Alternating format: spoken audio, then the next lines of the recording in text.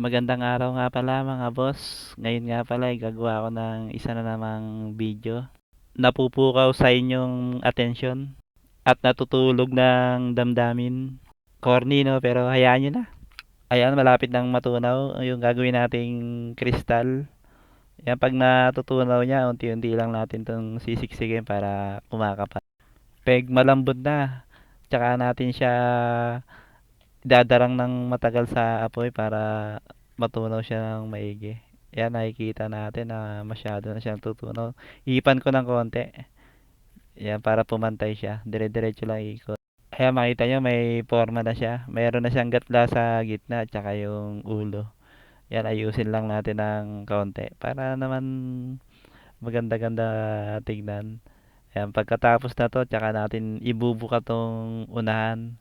Lalagyan natin siya ng labi para maganda ring tingnan yung design niya.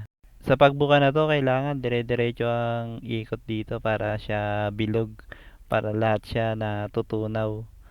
Tapos dahan-dahan lang na ikot para pantay nakikita natin yung tinatamaan ng apoy. Ayan o, dire-diretso lang yung ikot ko dito para bilog na bilog siya.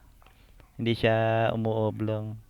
Yan, pag nabukan na natin yan, yan, tsaka natin siya lalagyan ng konting gatla para naman magka-forma. Pwede iba't ibang design dito. Kung ano maganda sa paningin nyo pag nagawa nyo na yan, eh, makakabuo na kayo ng sarili nyo mga design. Magtitimpla nga pala ako ng pangkulay para gagamitin natin sa isang project.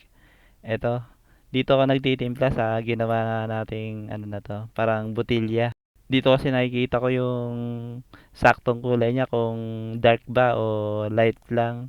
Hindi lang nilagay ko dito, mga ilang butil lang yan. Tingnan mo, pag pinatak ko dito yan, talagang nagda-dark yan. O, yan o. O, kaya madaling matansya kasi light lang yung timplahan natin. Haluin lang natin ng konti ito. Okay na yan. Salamat mga boss.